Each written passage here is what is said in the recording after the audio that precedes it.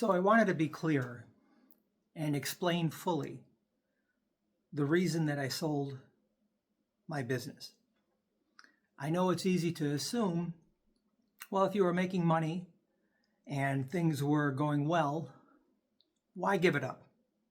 Valid question. It was a very successful company. I started it on my own. I was a sole proprietor. One person, me. Within a few months of some diligence, I was able to secure a couple of accounts to clean, office buildings. This was while I had a job still.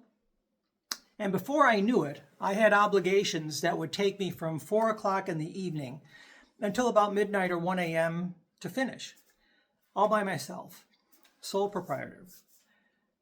Then things started to change. Whether the office parks took notice, or people began talking, or my limited ad budget began to get noticed, I got more and more phone calls. And I gradually went from a sole proprietorship to a S-chapter corporation. And here is where the story really began.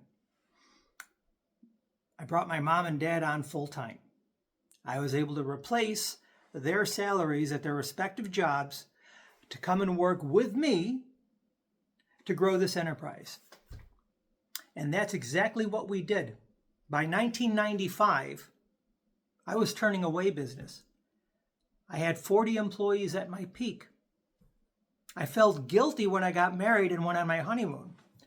That's how much the day-to-day management, how much time it took up. And in the midst of all that activity, all that growth, it happened. My mother was diagnosed with stage 4 cancer,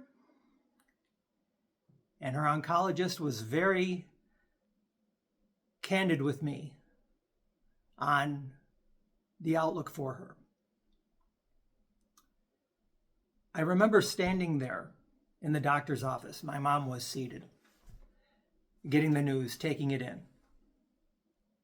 And it kind of felt like one of those movies where the camera just focuses on the main character and all the background seems to be whooshing by. All right, maybe you've seen it in an Alfred Hitchcock movie. That's how it felt. Time immediately changed. Okay? Things felt very much more in a flurry as I was getting this slow motion reality in front of me of what the doctor was saying. And all of a sudden, the company felt noisy to me. The concerns of customers, rightly so, okay, they're paying for a service.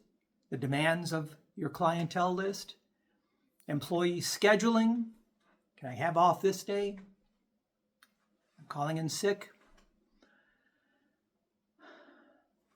Vendors wanting to sell you something or interface with you, suppliers making a delivery. All that began to seem very intrusive. Okay, we were embarking, my mom was, in the fight of her life. And to show you, you hear a lot about business plans, okay? Oh, you need a business plan.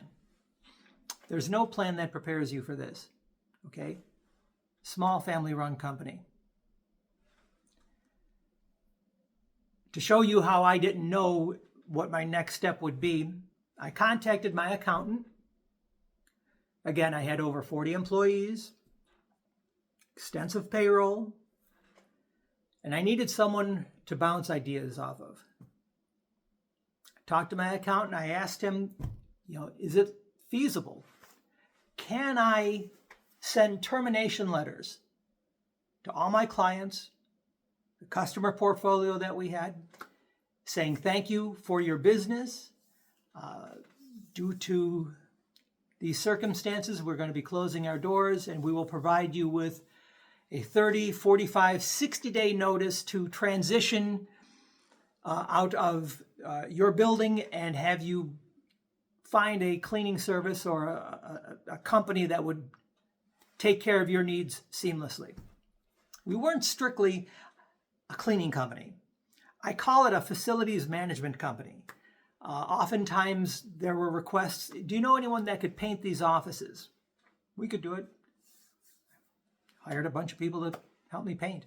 Can you put together this furniture for us, this modular section? Yeah, we could do it. Hired people to help me do that. I would interface with many of the vendors of my clients to keep their operations running smoothly. And I wanted to terminate that because I knew the doctor told me so, that the chances of long-term survival are very slim and that we would have a small window of being with my mom. My accountant wanted me to slow down. Okay, I remember the conversation very vividly. Think of all that revenue you're going to be giving up. Think about the future growth. You could hire and train a manager to do it. None of it sounded appealing. However, he was able to get me to slow down for a second and say, well, let's look at the books. Let's see what you've done for the past couple of years, the most recent quarter, and see what kind of value we could assign to your enterprise. Would you be willing to sell it? Okay, I was willing to give it up. So why not see if I'm willing to sell it? How long does this take? Didn't take very long at all. It's a process much like you're selling a home. My accountant valued the company based on our recent few years in business, 3. Put together a quarterly statement for me. And I interviewed, along with him, a couple of business brokers. So we found a business broker that we decided to go with. All right. I wanted a lot of cash up front. Okay. And I was willing to hold the note, the loan, if you will. I was willing to do that if it would facilitate the sale of the company. We found a willing buyer, all within short order. Once I had the business broker, he brought buyers to my house.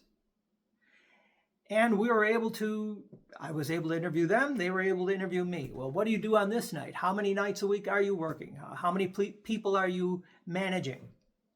I didn't have one facility. Okay, I didn't have a business where I can strategically work on the ideas from that location. If I had 40 employees, 30 clients, each client may have 1 or 2 facilities, locations, bank branches or doctor's offices. We were spread out nightly, okay? So there was a heavy lift involved in trying to make sure everyone was in place. And I didn't want to be involved given the time frame we were working with. I was choosing my time. It no longer seemed important that my employees were getting to work on time and that the job was done the way we had trained. I hate to admit that, but what concerned me more than anything was the remaining time I had with my mother. I didn't feel like I was giving up anything. I felt that I was gaining a choice. Okay? And that choice was the right one. The time frame the doctor laid out for us proved all too accurate. Selling the business didn't solve everything. It certainly did not do that. But it gave me choices and it provided me with that time that I wouldn't have had otherwise.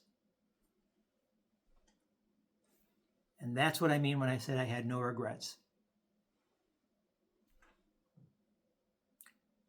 I'll talk about this more with you, maybe some other aspects of the business, some point in the near future. I hope.